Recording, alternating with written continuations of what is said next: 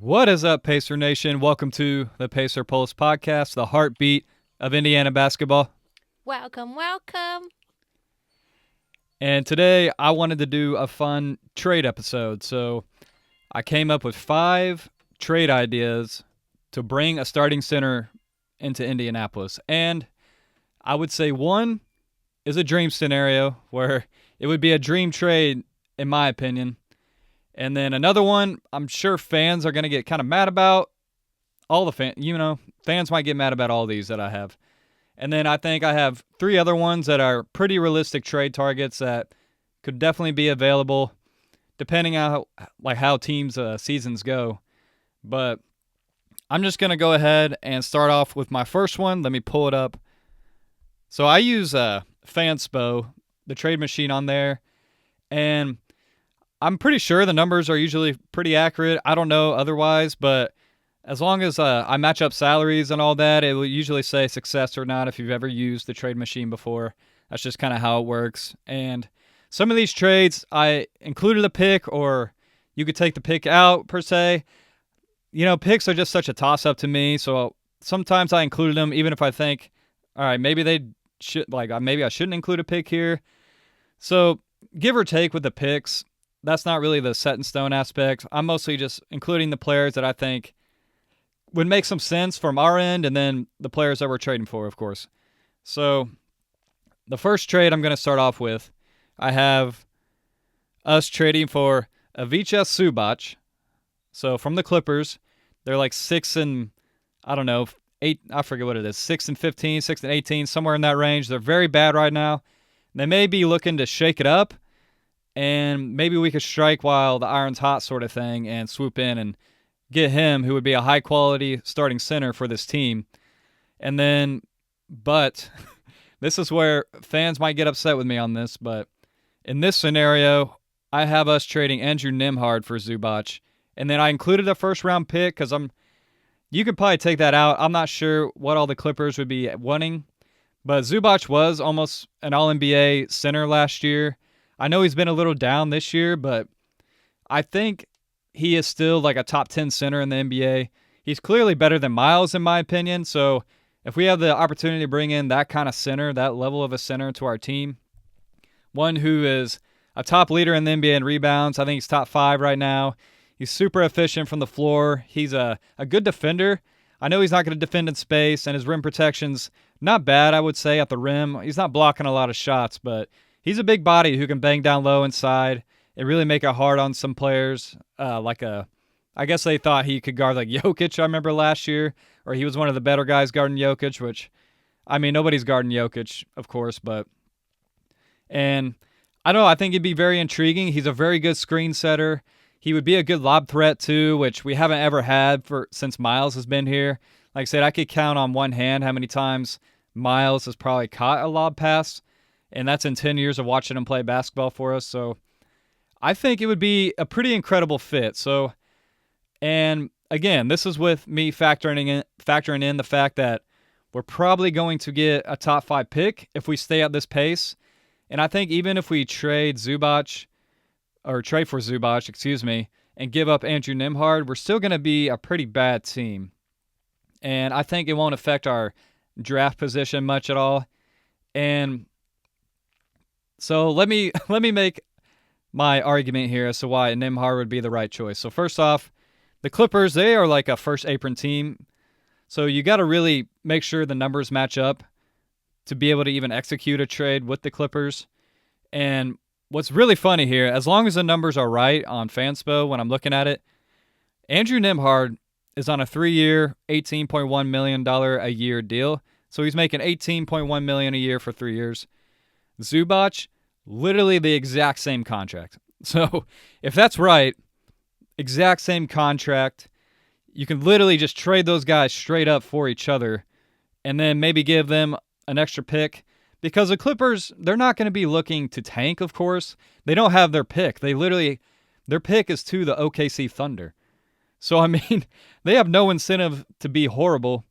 And if they are, the whole league is going to be in an uproar because you're going to end up giving the Thunder a top 3 pick who's, 22-1 right now. They've only lost 1 game.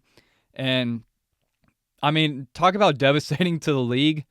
So they're obviously not going to look to lose. So they're going to want to get somebody back in return that can help them win. But I also think that could also be a part of their future, if that makes sense, because a lot of what people are looking at here too is, I know people will be like, well, why don't you include Matherin? He's our best trade chip. So for that to happen, of course the Clippers would want to have Matherin. And a second overall here is that they would need to want to have to pay him. And that's a big caveat here. Like, you would have to trade for Matherin knowing you're going to have to give him a big payday. And from all accounts and purposes, for what we've seen from the Clippers, they have a lot of guys on like 2-year deals. They're really trying to keep their cap space open for a few years from now. And that's been pretty widely talked about in podcasts and just other circles in the NBA. They want to keep their books open for that year, because I think there's like a Giannis who will be a free agent. They're really trying to go after some big names that year and at least have the opportunity to sign some of these guys. So they're not going to be looking to bring on, let's say, Matherin for 4 to 5 years at like $30 million. They want to have as much cap space as possible. And that's why I think Nembhard makes sense, because he slots into the same contract as Zubac, so it's not really affecting them at all. He's on a good contract at $18 million a year. He could be their starting point guard, or at least be able to start next to James Harden until James Harden is ready to retire. And it would still be a perfect fit for the Clippers, and would still help them win right away, because it will help bolster their backcourt defense. So I think that would even be huge for them, and I could see why that would be so appealing to them. They could have possibly their point guard of the future. They could definitely improve now. They would have a lot more defense in the backcourt, especially next to like Chris Dunn, who could play next to Nembhard too. It would just give them so much more versatility, another creator out there that they don't really have right now. And I could see like where the Clippers would say yes to that kind of trade.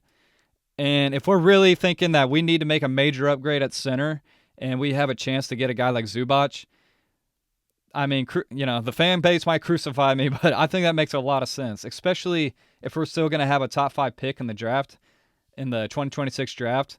Who's to say we don't get the number 1 overall pick and get Darren Peterson? Or let's say we can still get a power forward even too, like a Caleb Wilson or a Cam Boozer. And we could use other assets to kind of make another trade if we need more guard help. I just think it would give us a lot more flexibility, and we could bring back Matherin because we're not taking on any other salary. We have Zubac locked in for 3 years at the same exact salary as Nembhard was. So it's not impacting your cap at all. You bring in a center that could be a top 10 center in the NBA. And the fact that we saw it last year when I think Zubac and James Harden were the top pick and roll scoring tandem in the NBA last year. I may be mistaken. I know they were at one point, but imagine Tyrese and Zubac in the pick and roll. Tyrese hasn't had a screener like that in probably his career. So imagine how many opportunities he's going to get to be able to drive to the hoop, actually kick it out to open shooters, or even hit Zubac on the roll for some finishes inside. It would be a fascinating fit. And I think it's a move that could really help propel this team to championship contention again and keep us in that conversation. Yes, it would hurt losing Nembhard, but I don't know. I think if you make that upgrade, you got a top 5 pick, you bring back Matherin, it will hurt, like I said, but it's still, I think we have plenty of talent in that aspect to really make a run for a championship. And if you shore up like our weakest position, we could have a lineup of Haliburton, Matherin, Nesmith, Siakam, and Zubac. That sounds highly elite, like highly, highly elite. And in that lineup, Zubac could be like the fourth man, fourth scoring option.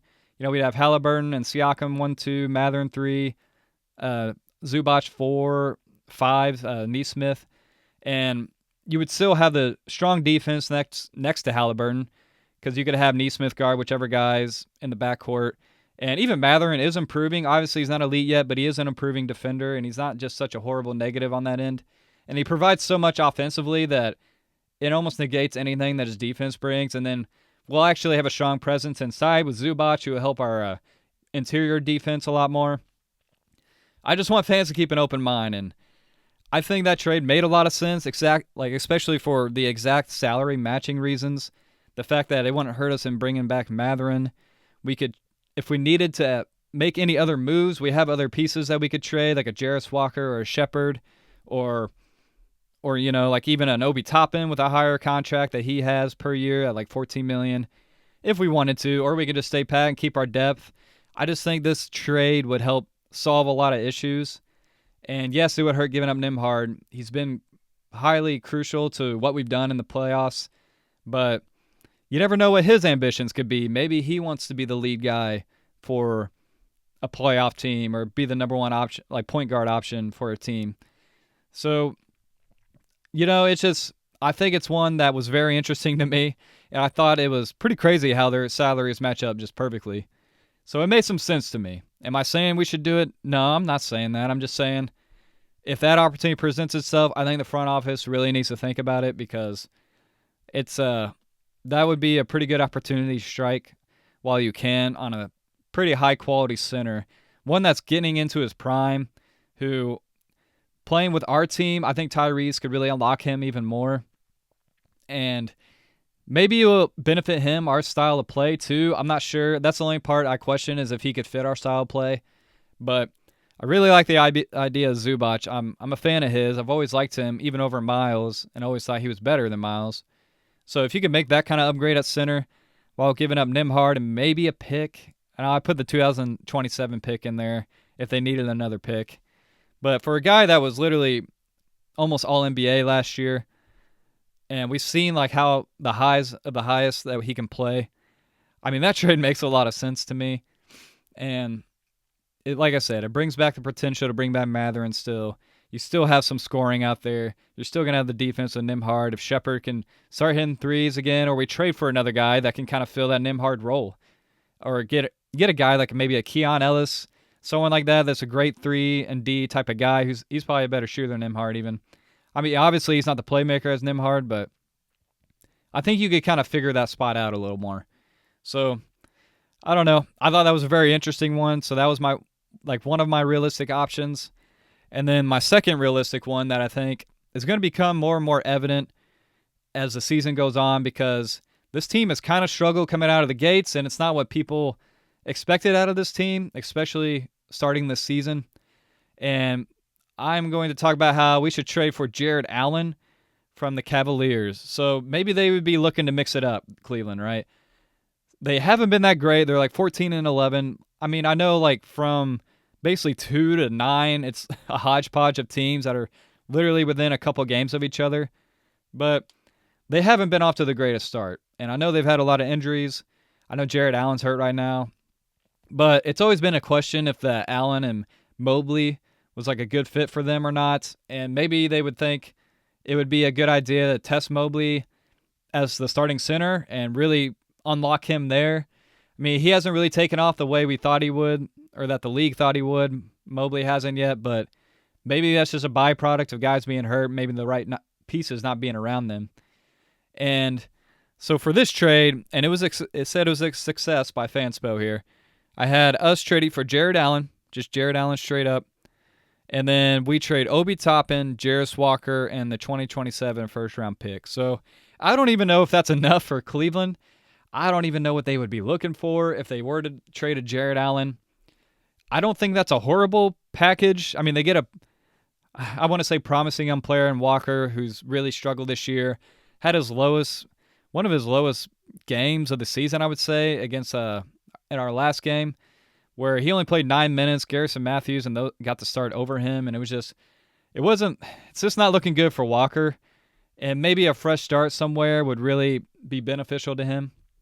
And then, of course, it would really hurt to lose Obi Toppin, because he gives us so much optionality with being able to play small. And as we've seen in the playoffs last year, in crucial moments of certain games in the playoffs last year, he was playing over Miles Turner.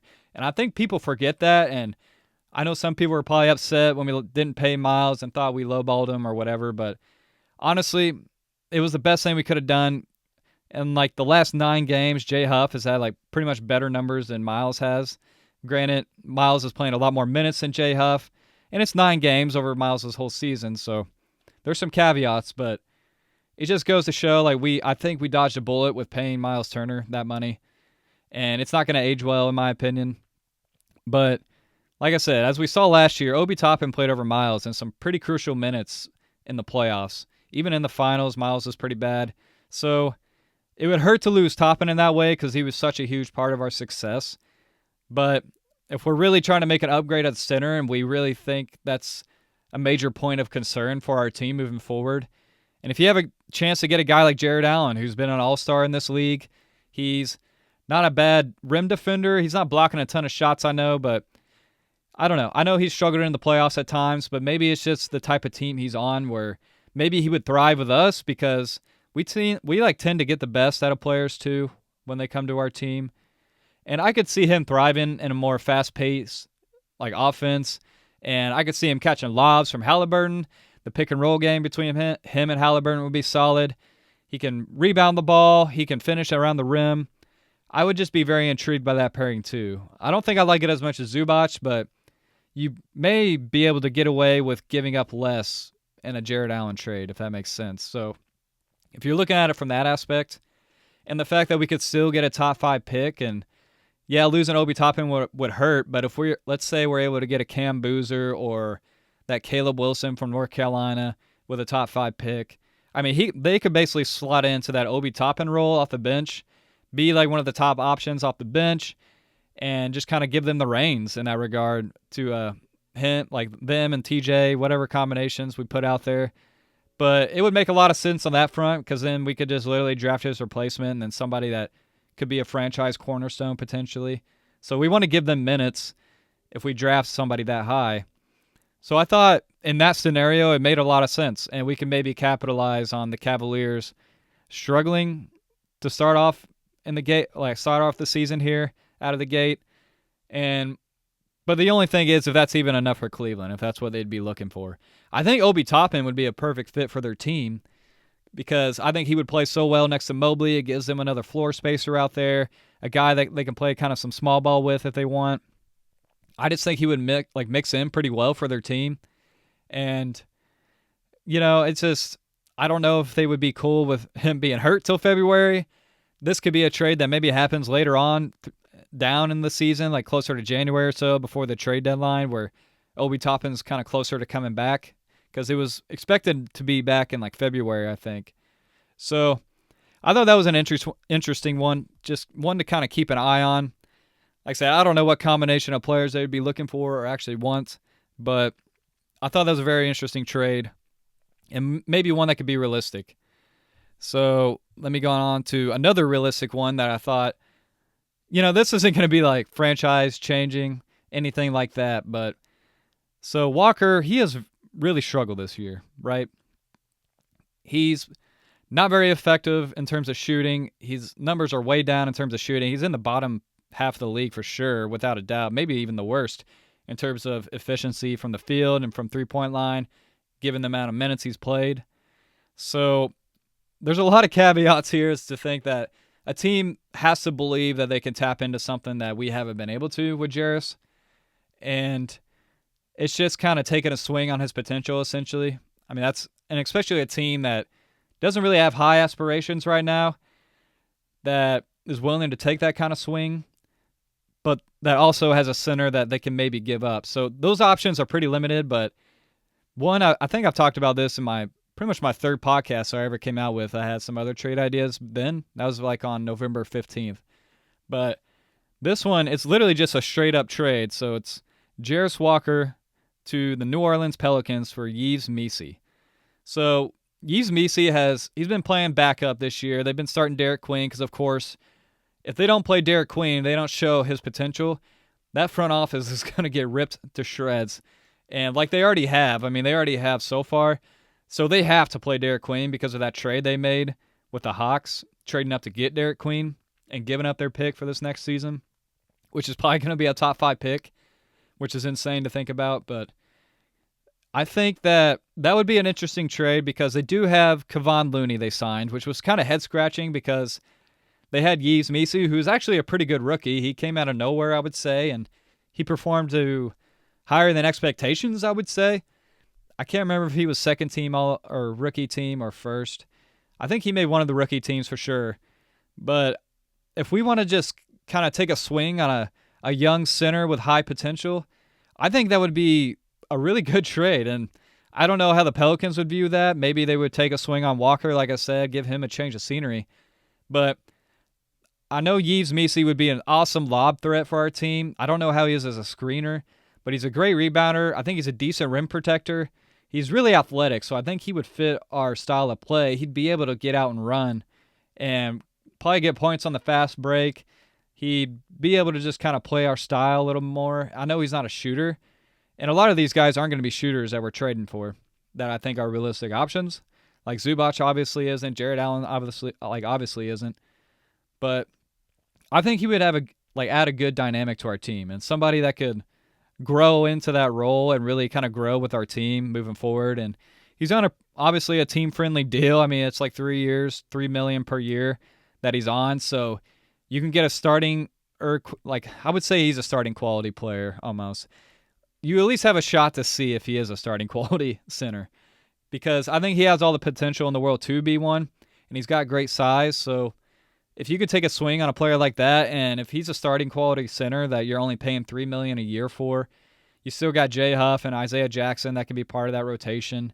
And if he can just give you solid production, and especially when Tyrese is back, I could just see it right now, like the pick and rolls and the lob threat that he would be able to provide that we've never had, the rebounding, hopefully some good interior defense from him, and just the fact that he can get even better. And I believe in our front office's ability to develop players. Yes, I know some players haven't panned out, like Jarris and kind of Shepard somewhat. But the way we've been able to develop Ben Mathurin, the way we developed Nimhard, I mean, the way we brought out Tyrese to be the best he's been, and then Siakam's probably been the best he's been in his career, just about. And then Obi Toppin too, Neesmith. So we can bring the best out of guys. So I could see this trade making a ton of sense. I think it's really, really realistic. And if it was me, I'd be calling the Pelicans and offering that, or just seeing how they feel about it. Because, like I said, they wouldn't be losing center depth. They already got Kevon Looney too. That, like I said, it's such a questionable signing. Because I'm like, why? If they have Derek Queen too now, who's projected to be a center, why would they sign Kevon Looney? And then you're basically taking away minutes from Yves Missi, who had such a promising rookie year. I don't know. Maybe they just don't view him in that kind of light. But I could see us striking on that kind of deal and really bringing out the best of Yves Missi. And I would be very intrigued by that, because it's a very low-cost type of transaction that could potentially give us a starting center. And we've shown him start last year, and he gave Miles fits a couple of times when we played him last year, at least one time that I remember. And I was very impressed with him in that game. So I'd be very intrigued by his fit with this team. But that's if we're willing to go with a younger player. I know we're trying to win now, so if we think he can produce right now and be that kind of player for us is another topic and another discussion. But I think that's a very realistic trade. So I was very intrigued by that one. So this next one, this is one that I think fans are going to be kind of mad at me about. I don't know, because I don't know how fans are going to feel about this player. And the fact that who we're giving up, and yeah, I don't know how fans are going to feel, and it's probably not even possible to happen, because their team is playing very well right now. I don't see why they would make this deal, but there's only one thing I can think of as to why they would make this deal. So I have us trading for Isaiah Stewart from the Detroit Pistons. And I have us trading Obi Toppin, Jay Huff, and a lottery-protected 2027 first.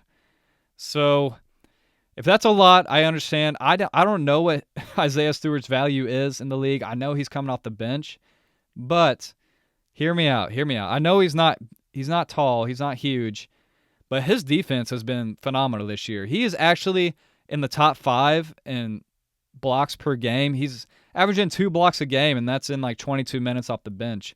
The guy is averaging like 10 points, 7 rebounds. He's having a phenomenal season, and he is shooting 40% from 3. Granted, that's off like 2 attempts a game, 2.6 attempts per game, so not high volume at all. But if he could even be like somewhat of a threat from that range, and he's shooting like over 50% from the field, so you know he can finish inside. And he would give us another dynamic to this team that we could use. He's another fiery player that, like I said, I know some people might not like him because they think he's kind of like a punk or whatever they want to call him, just one of those not like Dylan Brooks-esque type of player, but you get what I'm saying. He kind of brings that sort of edginess to the game a little bit. Maybe not to the extent of a Dylan Brooks, but he's willing to get in a fight if it's for his team or, I don't know. And I think you got to have at least some of those guys on your team. And I think he would be a good enforcer for this team. I mean, imagine a lineup with like Haliburton, Nembhard, Mathurin, Siakam, and then Isaiah Stewart. I think he would help our defense still be strong. I think he can guard out on the perimeter too a little bit. And the fact that he's like a decent rebounder, especially if we're only playing 22 minutes a game, so he could potentially average like 10 boards a game if he's playing over that. So I see a lot of potential in Isaiah Stewart. He's only 24, so he would fit our timeline beautifully. The only caveat, like I said, is he's only like 6'8", 6'9". But so is Bam Adebayo. I'm not trying to compare him to Bam Adebayo at all. Bam Adebayo is clearly a way better player, but I just think Isaiah Stewart could really grow and flourish with this team even more. So I really got intrigued by that idea. If we could maybe strike while he's, I don't know, because see, he's having a phenomenal year. And the way the Pistons have been playing, I'm sure they don't want to mess with what they have right now. And I can't imagine that he would be available. But I think it would be interesting to call about him. And if we view him as a good culture fit even. But I think it's good to have those kind of guys on your team that's willing to just have that fight in them. We have guys like that already, like Nembhard, Nesmith, Mathurin. I think he could bring that competitiveness like that fits in with this team. And I don't know. I really like that idea. I know he's smaller, but he is 250. He's got the physical size at least, even if he doesn't have the height to be pretty good on our like a starting center to me. At least he's averaging like 10 and like 6 or so in 22 minutes. Imagine if he's playing like 28 or so, 25. I'd imagine he can get to like 13 and like 10. And if he's averaging 2 blocks a game already, if he's giving you good rim protection, good shooting from 3, I can't see why he wouldn't be a strong fit. I only worry about his size, but I think before when he started, they tried playing him out of position because they had Duren. But they've been playing together a lot better this year, Duren and Stewart. But back when they tried him as a starter before, it was just kind of clunky because I don't think it was just a good fit at that time. But obviously now it's been tremendous for them, and it's good to see that he can play next to a big if we want to go big. So you could play him at the 4 next to, like, let's say, I don't know, a Jackson or a Jay Huff, whoever we have that's like a backup. He could play next to them too, I think, and still provide a lot of great value. And I don't know, he gives us a lot more optionality. And then that's not even factoring in like what type of pick we get in the draft. If we end up drafting a power forward in it, you just don't know. So I was very intrigued by this deal. It was kind of one that I wanted to throw out there. Like, I know most fans might get mad about us trading for Isaiah Stewart. I get it. But I think he would be a welcome addition. And the only reason why I think the Pistons would even do this, and I'm thinking it's a very slim, like 10% chance, of course, is because that I would say the one glaring weakness this team has, the Pistons, is that they don't have many shooters. All they really have is Duncan Robinson. So if they wanted to add more shooting to this team, and if they think, we can maybe get off of Isaiah Stewart, who's been great for us, but if we want to take that next leap, we need some more reliable shooters on this team, because if not, it could expose them in the playoffs. You just never know. And Obi Toppin obviously has been a great shooter, and I think he could play very well next to Duren too, and he kind of fits their style too, or he can just play different styles, I think, Obi Toppin. I know he really thrives with us because we play fast pace, but I think he would fit pretty well with Detroit as well, and they could even, like I said, bring him off the bench, bring him in for Tobias Harris at the 4, and you're kind of getting the same type of quality production.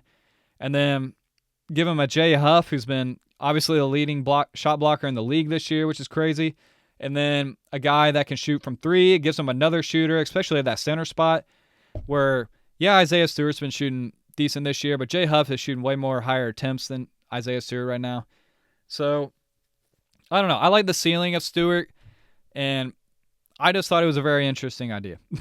But that's the only reason why I could see Detroit even doing that kind of trade, is because if they just wanted to add some shooters to their team, hopefully it wouldn't hurt our shooting too much, but I'm thinking like next year when we get Tyrese back and we're going to have his added shooting and possibly someone that we draft in the top 5, they're shooting as well, because I think most of them are projected good, like pretty good shooters outside of maybe Devonta some a little bit, and then obviously Caleb Wilson. But so that one was very intriguing to me. I think it adds a lot of versatility to our team, and like I said, it's probably not even possible. So I'm not even going to dive into it in terms of it being that realistic. But I would really like that idea. And then this one is I'm going to call this last one my dream scenario trade. So if this could ever happen, I don't know in what world it could, if they would even be interested. And like I said, I'm caveating this by saying it's my dream trade because I know some fans will be upset because they're a huge fan of the player that I'm sending out in this trade. But I think for this player in return, a lot of fans may be okay with it as well. So, like I said, dream scenario, if it could happen, I would be over the moon. So I have us trading with the Miami Heat. And this isn't going probably which direction you would assume it's going to go, but I have us trading for Khalil Ware and Terry Rozier, which I have 2 different scenarios here because I'm not sure if Terry Rozier will be a tradable contract given his legal status. I mean, him being under federal investigation. I don't know how that pans out, but he's an expiring deal. That's why I included him because we could literally tell him just to stay home if they're able to trade his contract. And then I have us sending out Andrew Nembhard, Jarris Walker, and Jay Huff. So hear me out on this thinking. So I know a lot of fans might be like, "Oh, why would we trade Nembhard? He's like untouchable. He's a core piece of our team." I don't know if I necessarily agree with that. I think no one is really untouchable besides Siakam and Haliburton, in my opinion. Those are the only guys where it's like, all right, those we clearly are not trading. There are 2 max players. I mean, I think that's pretty obvious. And Nembhard's on a very team-friendly deal. And Miami, I would say their one spot that they're the weakest at is point guard. And that's why I think he would fit well with Miami too. Like, I think he could just thrive in that culture as well. And it would give him the opportunity to be a lead guard on a team that's so good. I know we would be trading him within, like, in the same conference, but I'm trying to think of, like, I think that would make a ton of sense for Miami even too, because I know they're good right now. They're starting Davion Mitchell, but I think we all agree that Davion Mitchell is more of like a backup point guard in the best case scenario. A really great backup point guard. But I think if they could get a guy like a Nembhard, who obviously has a higher ceiling than Davion Mitchell, and pair him next to like a Tyler Hero in the backcourt, and it would help cover up his deficiencies as a defender. Essentially what we use Nembhard now for Tyrese, Miami could just as well have that same thing with Nembhard, except he'd be the lead point guard. He'd be running the show. He brings really good defense, and he could take a lot of defensive pressure off Tyler Hero, who's also able to create with the ball in his hands too. So they kind of have like a combo guard lineup there. Miami could. And then giving them a center and Jay Huff to help kind of soften the blow because they wouldn't really have a good backup center outside of Khalil Ware. And Jarris Walker I just kind of threw in there as an extra, like, little added piece if maybe that wasn't enough for the Heat, because I am a huge fan of Khalil Ware. I think he has so much untapped potential. The guy, he is only, how old is this guy? I think he's only like 21 or so. It's only his second year in the NBA. But he has shown so much ability in terms of rebounding, blocking shots. He's athletic. He can shoot from 3. I mean, he is literally the perfect big for our team. Think of like Miles Turner if he was just like 100 times more talented. No, I'm kidding. But like, obviously, like, way higher ceiling than Miles has ever had. And a potential all-star, in my opinion. And if we could somehow trade for that kind of player, and like I said, we're going to have to give something up for that kind of talent. And I'm not just saying this is my dream scenario because he's an IU, he played for IU. That's not at all. I just think he would be like the perfect fit in our system. I think he would be able to get out and run. He would give us a good rebounder, shot blocker, a guy that can space the floor and just do so many things. I think him and Haliburton in the pick and roll combo could be amazing. And it would give us a lot more versatility too, because I think he can play next to maybe another big like Isaiah Jackson if he plays with some bench units, or he would fit well with Obi Toppin too, I believe. I mean, I know this is a dream scenario, so I'm not trying to get too excited about it. I don't know if there's any way Miami would trade Khalil Ware, but I know before the season started, there was some question marks about, I think like his attitude or motor or something like that, which I know those guys we typically don't really bring in. But I also think we can bring that out of a guys too. And I mean, we brought in James Wiseman and took a shot on him, so I can't imagine that unless he just had really bad character issues that we would not be intrigued by Khalil Ware. And I don't know. I think as the front office, I think that's something we should look into. And it will help save us some money too, because we get off Terry Rozier's contract after this season. And then Khalil Ware, he's on a $4.4 million a year deal for 3 years. I mean, he's a rookie, only his second year, so very cost controlled and a center with like all-star upside. I know this is like reaching for the moon, so I doubt it's very realistic, but if Miami really believes that, like, hey, if they believe in Nembhard, maybe they think he's would be the perfect fit for their team and the perfect point guard they need to like kind of take that next leap. I could see that argument. I think that actually would be a good fit for Miami. So that one I would love. I would be over the moon if that could happen. And I just think of a lineup with Haliburton, Mathurin, Neesmith, Siakam, and Khalil Ware would be devastating. Then we got Obi Toppin off the bench, a top 5 pick off the bench. TJ, you still got Shepard and Johnny Furphy, Cam Jones. If he ends up being anything, I just think that, man, it would be that would be a killer trade, and it would save us more cap room because, like I said, we would get off the Terry Rozier money, and we would have a lot more room to work with. We'd be able to sign Mathurin back, and hopefully plan to kind of get to the point where we'd have to like make some moves eventually to be able to re-sign Khalil Ware when he's up for an extension. But that's at least a problem you can kick down the road a little bit more. If I'm the front office, I'm calling about this right now. I don't know. That's just me. And maybe it's not even realistic, but like I said, and I did another trade scenario just in case if Terry Rozier's not able to be moved. He just had a good expiring contract, in my opinion, and it was a guy that we could just literally be like, don't even show up to our team, essentially, because we don't want that kind of player a part of our culture, of course. So I did another scenario where we traded Andrew Nembhard and a first-round pick for Khalil Ware and Simone Fontecchio. And it said that trade was a success, according to Fanspo. So if we could do something like that even, I think it's worth a swing. Fontecchio, he's on the last year of his deal, so he'll be a free agent, so it's not like it's money that's going to really affect us. In this deal, we'll be saving $14 million a year because we're kind of getting off that Nembhard contract, but bringing in Khalil Ware, who's only making $4.4 per year right now. We can re-sign Mather and maybe have a little extra space to even bring in like a MLE type of guy. Maybe not quite as much if we release a couple guys, but I think it gives us a lot more flexibility, and it brings us a guy that could have a huge, huge potential like all-star ceiling for our team. And if you get add a guy like that, and he's like the perfect fit next to Siakam, next to Haliburton, next to Neesmith and Mathurin, and he could be kind of like that fourth option in the lineup. I don't know. I'm very intrigued by that. I would love that. And that is my number one dream trade scenario. Like I said, not because he just went to IU, just because of what he brings as a player and what we generally try to look for. That's why we literally traded for Jay Huff, because we want somebody that can shoot, defend the rim. Khalil Ware can do that. He can rebound, and he's got even potential for so much more. And I think we could really unlock him as a player. So that was my last trade idea that I did.